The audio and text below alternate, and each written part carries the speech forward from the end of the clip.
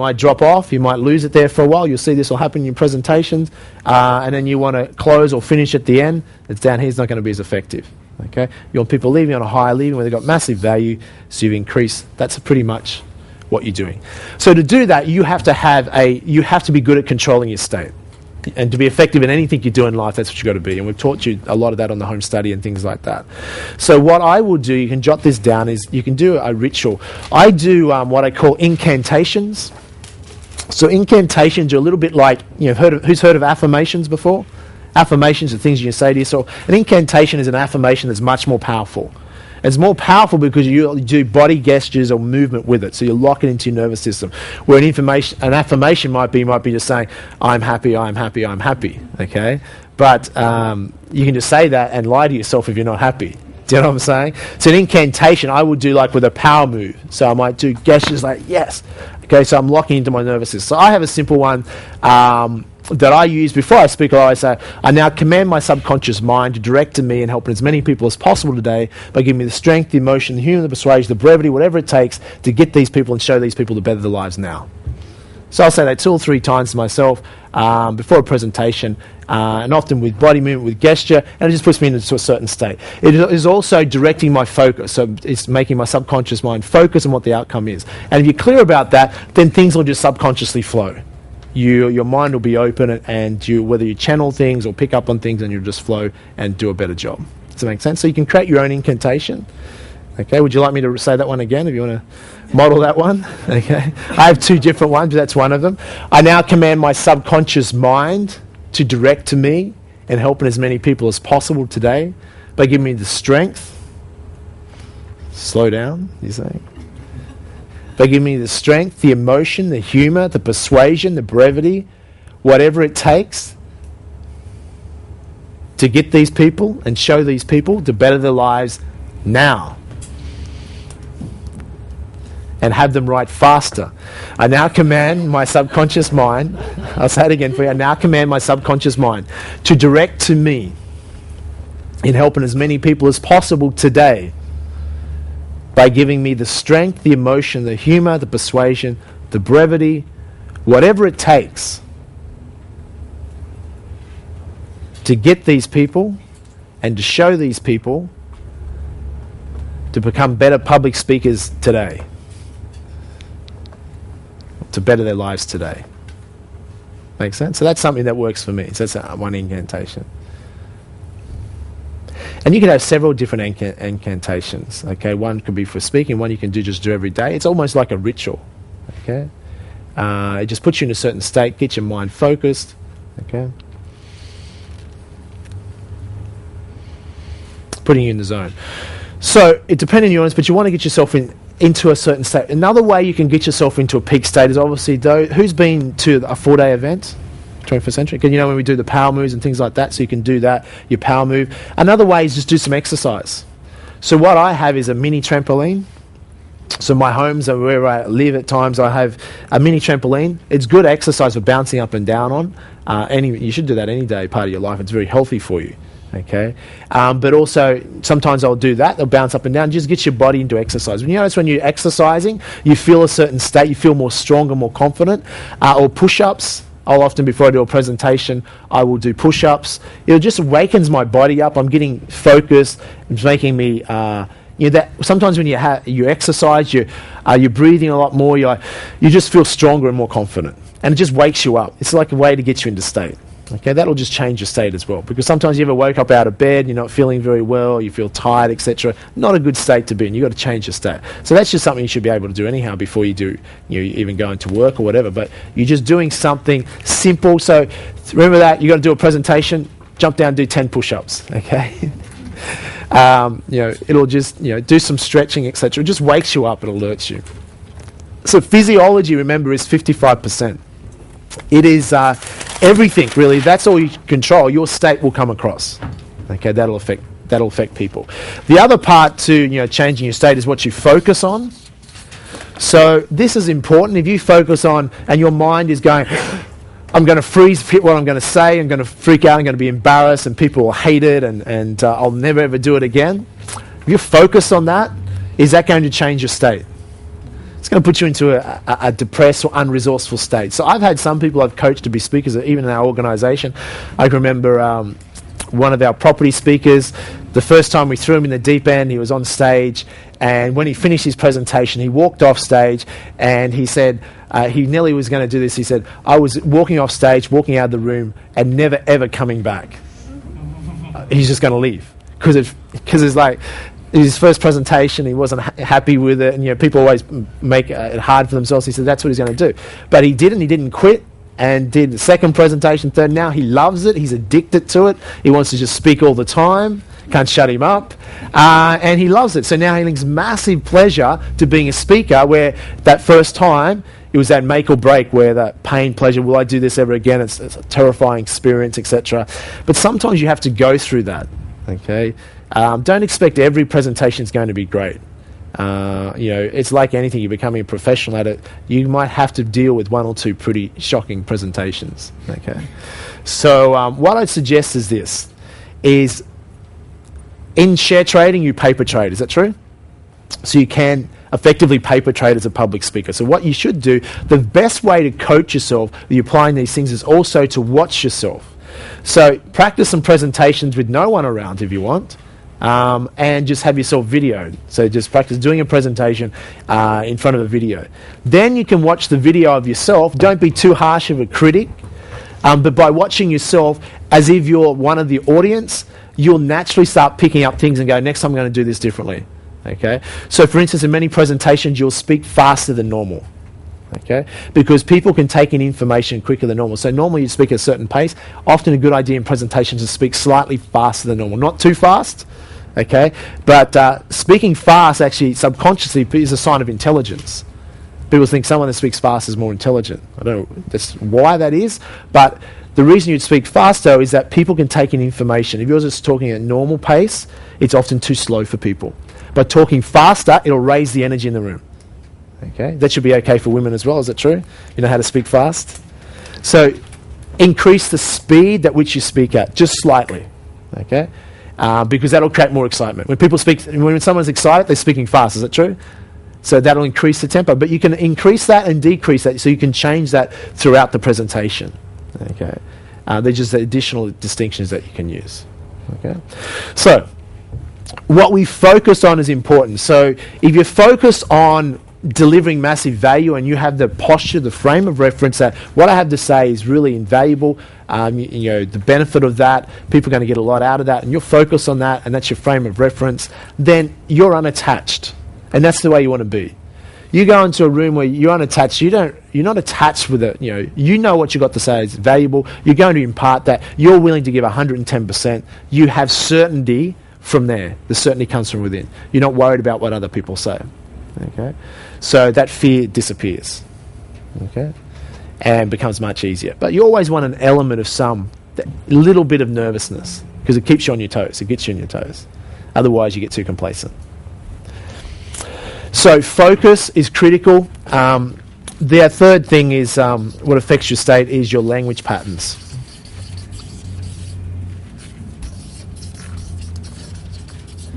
Your language patterns. In other words, what you might say to others or what you're internally saying to yourself.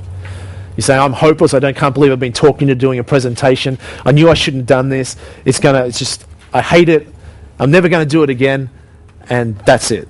If that's your internal dialogue, it's not helpful. If you say, look, your internal dialogue might be, that's where an incantation is very valuable, because that's an internal dialogue you're saying to yourself.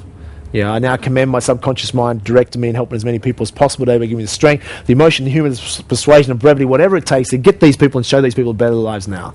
That's language patterns, internal dialogue. Much more empowering, and it'll get you into a state that'll make you more effective at that. Making sense? So just keeping it very simple, and that works better that way. Okay?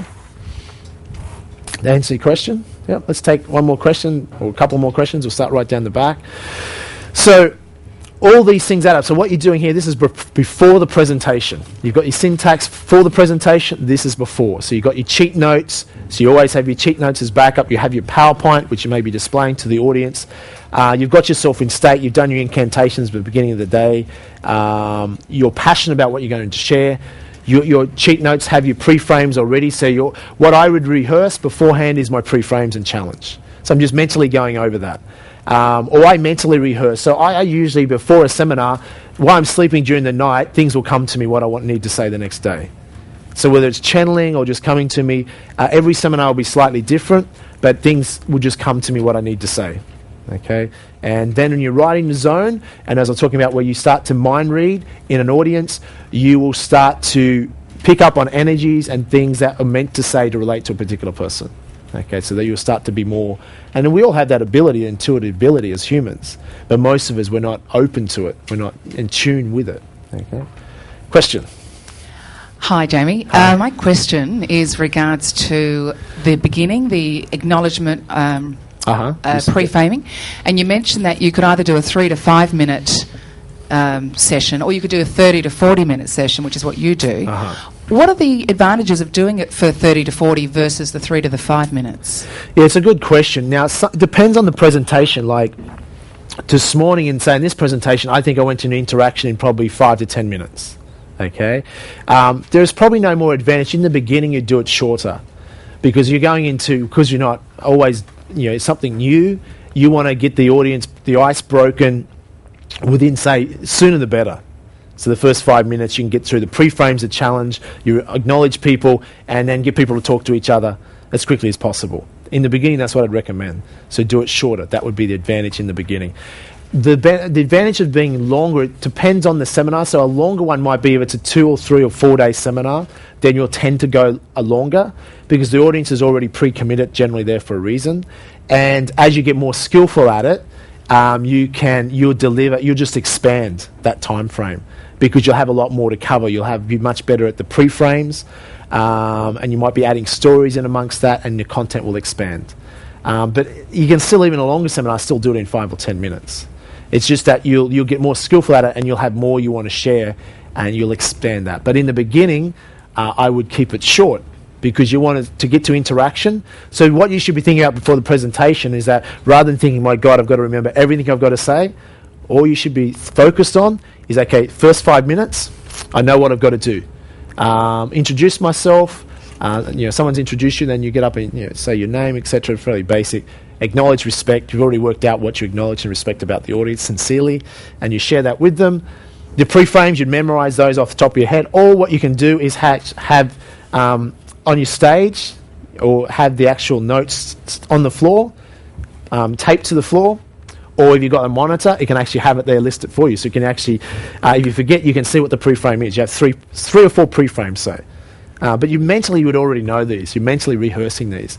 And then the challenge, you'd have 3 or 4 things you're going to challenge, but the challenges are probably always going to be the same, so you're going to eventually just memorize those.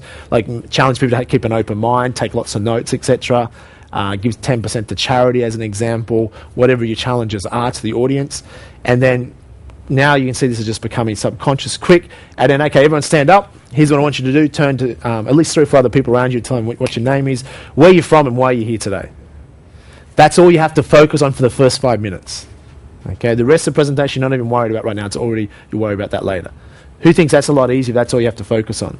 Now, some of you are probably going, shit, that's a lot to focus on the first 5 minutes. In the beginning it will be.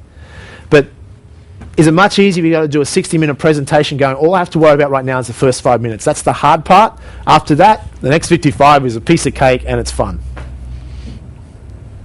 That's the difference. So in the beginning, the advantage is to keep it short. Good question, though. Yep, just back there. Hi there, Jamie. My name's Owen. Hi, Owen. With doing, say, sort of 2 questions. With doing a hour-long presentation or a lot longer presentation, I would imagine that you would have the volume of material to cover, that you already have that fairly clear in note form and in your mind what material I need to present to the audience, etc. With the, you talk about the outcome there, just say, for example, that your intention of your presentation is to make a sale at the end of it. Do you clearly outline that outcome in your pre-frame so that people are aware that my intention is to try and get you to buy something at the end of this? Or how do you slip that in there? I mean, most people would if you go into a sales presentation, it's like, yeah, I have the understanding that this guy is trying to sell me something? You know, it's a very good question. So it's two ways to go about it. Some presenters will tell people right up front, so you can actually do that if it's a correct pre-frame. Yeah, you just be honest with people and say, and also, at the end, my goal is to get you committed to taking action because I think you're going to love what I've got to share with you. So I'll mention that I'll spend 90% of the time I'm going to educate you as much as I can, whether I never ever see you again. The last 10 minutes I'm going to tell you a little bit about this product or service, and I'd love to encourage you to take advantage of that, but I expect it's not for everyone, so I want to give you as much value regardless today. Does that make sense? So you've told people right up front, you've been honest with them, but you're not attached. The key is not being attached to something, because no one wants to be sold into anything. So if it's coming across you're trying to sell, it's because you're attached to the outcome. So a universal principle is be clear about your outcome, but unattached to it. So if it's a sales presentation, part of your preparation might be, my goal today, one of the goals is to sell 10 whatever, or 100 whatever you're selling. But you might jot that down in present tense as a goal, or mentally put that out there, but you're unattached to it. Because you're attached to it, it'll come across in your body language, it'll come across the audience, you're trying to sell something. And actually, the more you try and sell, the more you push away. Humans are interesting creatures. If we're told not to do something, we'll do it. You tell people not to buy something, they're more inclined just to buy it, just because that's our nature of who we are. We like to make up our own minds, and we don't like to be told what to do. Okay, so you can do the anti-sell as well, which gets into more sales and marketing. But I think what people appreciate is that when you're being genuine and sincere. So if you're genuine and sincere, your goal might be a sales presentation, but what your goal should also be to say, you know what? My goal is to not waste people's time. My goal is to impart valuable information, inspire these people that why I'm excited about this product, or why I'm excited about this service. It may not be for them, but I certainly want to tell them how great it's been for me and been for other people, and I would hope sincerely that they'll see the benefit of that and take advantage of it. But I respect if they don't, because really it's up to them. It's their choice. Do you see how you're coming unattached to that?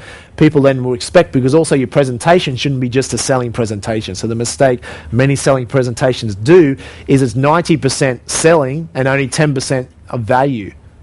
And that's a real limited value to that, and people they're bored because they're being sold. It's like so you make it easy. 90% education.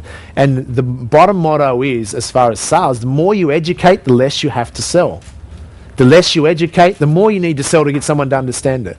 So if you always come from that premise. But true, if you're doing a selling presentation, you still have to sell, so you still have to have that outcome. But I think if you're focused on building a relationship rather than just selling someone, then it's a different story, because then people will want to continue to be involved in whatever the product or service is, because they trust you, you've delivered value to them, and they're like, this is actually good. The product might not be for me yet, but I'm going to go away from that presentation and tell my friends about it. Actually, even if you don't buy it, go along, you're going to learn something from it. Making sense? So if your posture, your frame of reference is coming from being sincere, being honest, don't BS people. Okay, so what you're saying, should I tell people up front? You can pre-frame it, but if you pre-frame it in a way that's a benefit to them. Okay, if you said to people, welcome along today here, really just want to let you know I'm really only here to sell you something, so why don't you get your credit cards out right now, and let's just skip the presentation and just give me your credit card.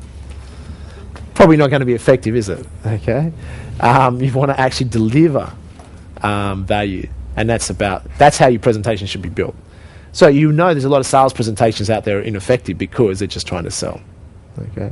Remember, the goal is what's in it for them, not what's in it for you. And you bring that together.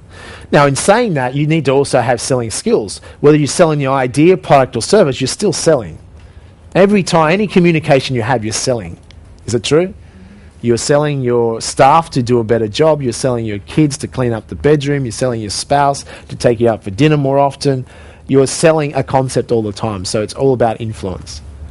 Okay, and being unattached is the best way to do that. So it's a very good question. You can tie that into your presentation. Some presenters are very good at that. They'll be honest right up front. They're going to have 3 or 4 pre-frames, and they'll also say, if you really like what I've got to say here today, I've got a program, I've got a course, I've got a product or service you may be interested in, and I'd love you to be a part of that. You're telling people right up front. People have no issue with that. as long as you don't BS people. It's the main thing. Okay. Yep, down the front. Who's getting value out of the questions? Who's learning from this? Yep. Hi, thanks for so far. You're welcome. The question would be about what distinctions do you see between a room where you're the outsider and they all know each other already, like it's a corporation or it's a community group, as opposed in terms of the interactions and what you'd ask them to do? Yeah, very good question. It's going to depend on the context. So if it's your seminar or your presentation, then it's much easier because it's a warm audience or there's a relationship built. So that's going to be the easiest presentation. If you're being invited as a speaker to speak to an audience, the audience knows each other, they don't know you, then that can be a much more difficult environment. So what you need to do is you need to know your audience. So before you create any presentation or tailor presentation, you need to know the audience. In other words, know who they are and what they want. So you should be thinking, let's say you're invited to speak to whatever the group is, you should be looking at, okay, what can I sincerely acknowledge and respect about these people already? You should be thinking about that. Because you can't just BS and make something up. You've got to actually say, well, what do I acknowledge about this group? So it might be, obviously, if you're speaking for a certain organisation, you would do some research on that organisation. And you probably wouldn't speak for unless you could find something that you relate to or believe in. If you're, so you can say, look, what I just want to say, I really want to, first of all, respect each and every one of you in the room. I know I've heard so many wonderful things about XYZ organisation. And, people talk about this, and I want to respect your commitment because, a lot of people out there wouldn't be prepared to commit their time and effort to an organisation such as yourself, and I do respect that, and I just want to acknowledge each and every one of you here for that, and I'm excited to be able to share some things with you. So now you've created rapport with the audience, you've been sincere with them, and they're more open to listening to you because, one, you know something about them and their organisation, and you respect them. They're more likely then to respect you. So when they already know each other, and you're aware of that, what sort of thing would you use as the icebreaker rather than introduce yourself to 2 or 3 people and share something personal? Yeah, sometimes there's a presentation where they've already been introduced to each other, so you mightn't be able to use that. So you might just use something quicker. Might be something, but you still would use icebreakers as far as turn to the person next to you and just share what I just taught with you. Okay, or you can do other different icebreakers. Put your, there's a whole range of different ones some speakers use, put your hand up, turn your hand around, here's what I want you to do, pat yourself on the back, okay? Acknowledge, that's another form of acknowledgement, etc. There's a whole range of different things that you can do there. You might just do something simpler. And so you might pre-frame them, challenge them and say, quickly turn to the person next to you. You might get them stand up. Here, I just